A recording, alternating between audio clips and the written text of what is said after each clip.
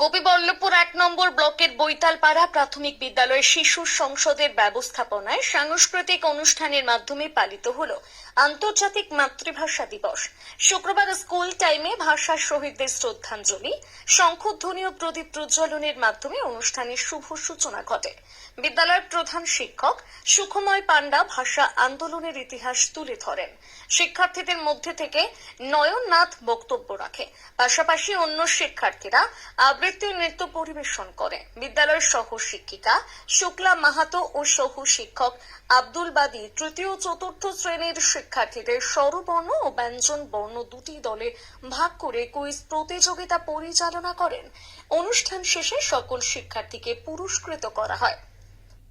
বাংলা শুধু একটি ভাষা নয়, আবেগ, অনুভূতি, ইতিহাস, সংগ্রাম এই বিষয়ে শিক্ষার্থীরা ভাষা দিবস পালনের মধ্যে ধারণা লাভ করবে। বর্তমানে মায়ের শেখানো মাতৃভাষা তার নিজস্বতা হারাচ্ছে।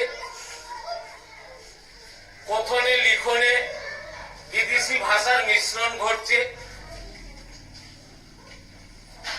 শিক্ষার্থীরা ভাষা দিবস পালনের মাধ্যমে মাতৃভাষার প্রতি তাদের ভালোবাসা জন্মাবে এবং ভাষার বিকৃতি রোধে সচেষ্ট হবে। শুদ্ধ বাংলা ভাষা চর্চা, বাংলা সাহিত্য, কবিতা ও সংস্কৃতির প্রতি আগ্রহী হবে। বিদ্যালয় এলাকাটি উড়িষ্যা এবং ঝাড়খণ্ড সীমানা সংলগ্ন হওয়ার জন্য এখানে বহু ভাষা যেমন আঞ্চলিক, সুবর্ণরৈখিক ভাষা, উড়িয়া, কুড়মালি ও সাঁওতালি ভাষার প্রচলন দেখা যায়। শিক্ষার্থীদের মধ্যে বহু ভাষা শেখার আগ্রহ দেখা দিবে